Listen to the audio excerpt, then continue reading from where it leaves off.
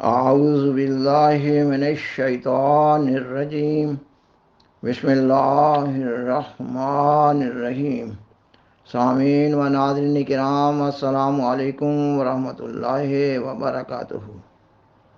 مولانا الطاف حسین حالی اپنی کتاب مسدس حالی میں بیان کرتے ہیں، پستی کا کوئی حد سے گزر نہ دیکھے، اسلام کا گر کر نہ ابھر نہ دیکھے، مانے نہ کبھی کہ مد ہے ہر جزر کے بعد، دریا کا ہمارے جو اتر نہ دیکھے۔ سامعین و ناظرین کرام، یہ اشعار جو پڑھے گئے ہیں، ان میں مولانا الطاف حسین حالی مسلمانوں کی انتہائی پستی اور مایوسی کی حالت بیان کرتے ہوئے کہتے ہیں، پستی کا کوئی حد سے گزر نہ دیکھے، اسلام کا گر کر نہ ابھر نہ دیکھے۔ یہ کہ مسلمانوں کی انتہائی پستی اور مایوسی ایک ضرب المثل بنتی جا رہی تھی، پستی کی انتہا تھی۔ اب کوئی بھی اسلام کے زوال کے بعد اسلام کو ابھرتا نہ دیکھ سکے گا۔ اور پھر وہ کہتے ہیں، مانے نہ کبھی کہ مد ہے ہر جزر کے بعد، دریا کا ہمارے جو اتر نہ دیکھے۔ مولانا حالی اسلام کو ایک ایسے دریا سے تشبیہ دے رہے تھے جو اس حد تک اتر گیا تھا، اس حد تک خشک ہو گیا تھا، اس حد تک سوکھ گیا تھا کہ اس وقت خیال نہیں کیا جا سکتا تھا کہ اس دریا میں دوبارہ روانی آ جائے گی۔ مولانا حالی کہتے ہیں، مانے نہ کبھی کہ مد ہے ہر جزر کے بعد۔ لفظ مد کا اطلاق سمندر کی اس کیفیت پر ہوتا ہے جب چاند کی کشش سے سمندر میں پانی کا چڑھاؤ ہوتا ہے۔ وہ کہتے ہیں، مانے نہ کبھی کہ مد ہے ہر جزر کے بعد۔ جزر کا معنی سمندر کے پانی کا اتار ہے، یہ بھی چاند کی کیفیت سے پیدا ہوتا ہے۔ مد و جزر اردو زبان کا ایک معروف محاورہ ہے۔ بالفاظ دیگر، مد و جزر یعنی اس اتار چڑھاؤ کو کہتے ہیں جس کو جوار باٹا بھی کہتے ہیں۔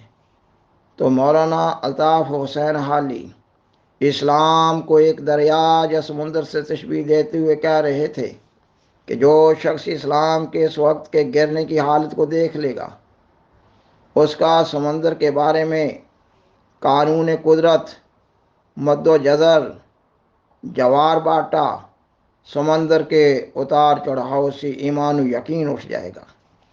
سامعین و ناظرین کرام، خاکسار کتاب مسدس حالی کا مضمون بیان کر رہا ہے جو علامات زمانہ امام مہدی و مسیح موعود کے پورا ہونے کے ثبوت مہیا کرنے کے بارے میں ایک مستند دستاویز کا مقام رکھتی ہے۔ اس کو مدلل بیان کرتے ہیں، اس بیان کو دلیل سے ہی توڑا جا سکتا ہے۔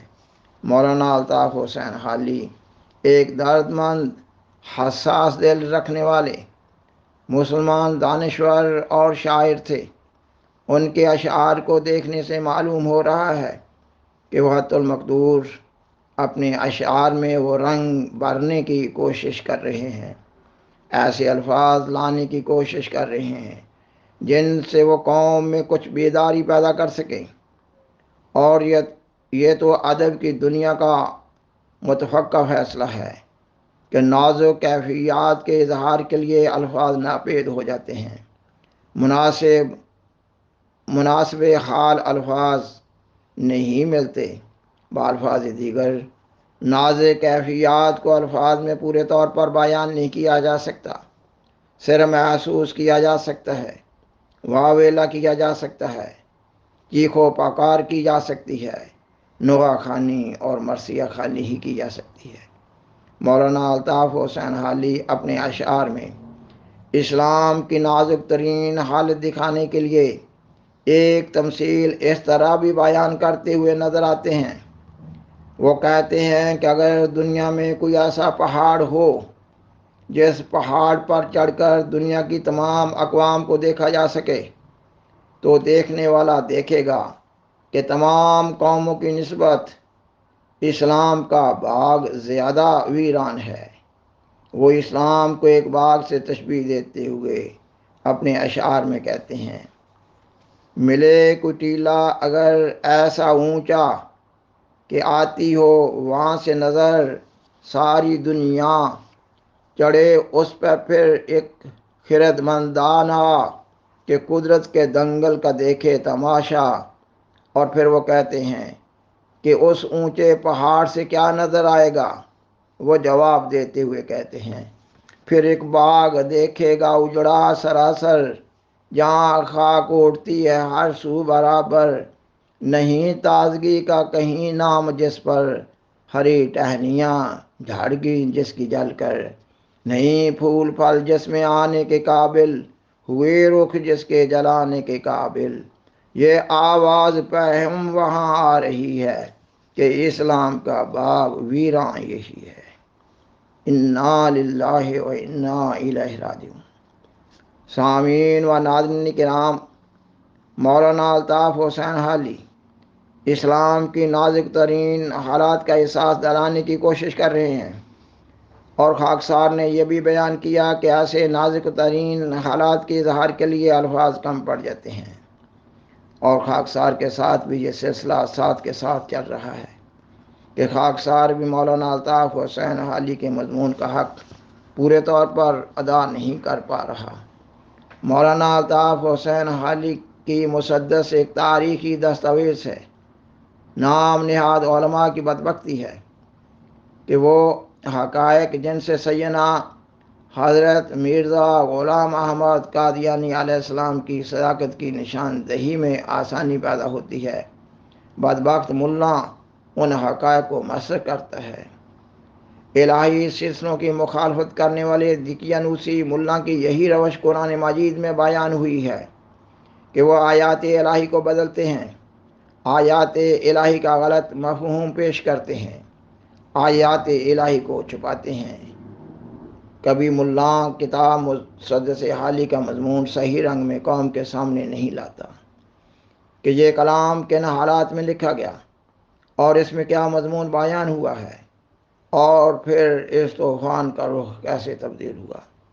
سامعین و ناظرین کرام، جب یہ کہا جا رہا تھا یہ کہ پھر ایک باغ دیکھے گا اجڑا سراسر، جہاں خاک اڑتی ہے ہر سو برابر، نہیں پھول پھل جس میں آنے کے قابل، ہوئے رخ جس کے جلانے کے قابل، یہ آواز پہم وہاں آ رہی ہے کہ اسلام کا باغ ویراں یہی ہے۔ اس جہلیت و ظلمت کے دور میں، اس مایوسی اور ناامیدی کے عالم میں، ہلاک کرنے والے طوفانوں میں سے ایک آواز ابھری، ایک آواز بلند ہوئی۔ اس ایک آواز نے ہی مسلمانوں کی مردہ رگوں میں زندگی کی نئی لہر دوڑا دی۔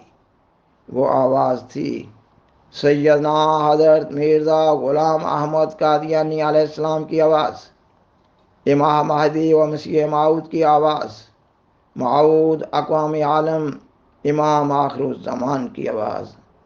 آپ علیہ السلام مسلمانان عالم کو ان الفاظ میں یا فضا مجدہ سنا رہے تھے، یہ کہ دوستو اس یار نے دین کی مصیبت دیکھ لی، آئیں گے اس باغ کے اب جلد لہرانے کے دن۔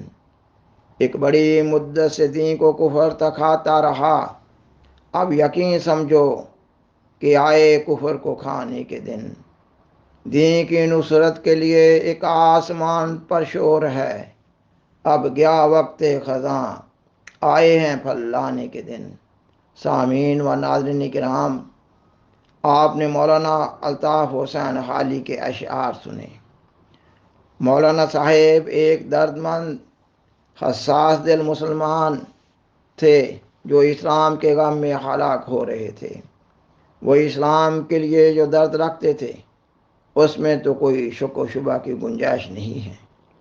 ہم احمدی مسلمان آج بھی ان کو انتہائی قدر کی نگاہ سے دیکھتے ہیں، مگر اس آواز کے بالمقابل ایک آواز آسمانی آواز بھی تھی جو سیدنا حضرت مرزا غلام احمد قادیانی علیہ السلام کی آواز تھی۔ جو ان دو آوازوں میں فرق ہے وہی ایک معمور من اللہ اور عام حساس دل شخص کی آواز، ان کے مقام اور ان کے کام میں فرق ہوتا ہے۔ ان دونوں آوازوں کا تجزیہ یہ بتا رہا ہے کہ اس وقت اسلام کے خشک باغ کو سیراب کرنے کے لیے آسمانی پانی کی ضرورت تھی۔ سیدنا حضرت مرزا غلام احمد قادیانی، امام مہدی و مسیح موعود علیہ السلام اس وقت قوم کو ان الفاظ میں خطاب کر رہے تھے۔ آپ فرماتے ہیں، میں وہ پانی ہوں کہ آیا آسمان سے وقت پر، میں وہ ہوں نور خدا جس سے ہوا دن آشکار، صدق سے میری طرف آؤ اسی میں خیر ہے، ہیں درندے ہر طرف میں عافیت کا ہوں حصار۔ سامعین و ناظرین کرام، یہ مضمون ابھی جاری ہے۔ بالآخر درخواست ہے کہ اس پروگرام کو اپنے فیملی ممبرز اور زیر تبلیغ دوستوں سے شیئر کریں اور حضرہ کرم اس چینل کو سبسکرائب کریں۔ جزاکم اللہ تعالی احسن الجزا وآخر دعوانا ان الحمدللہ رب العالمین۔ شکریہ۔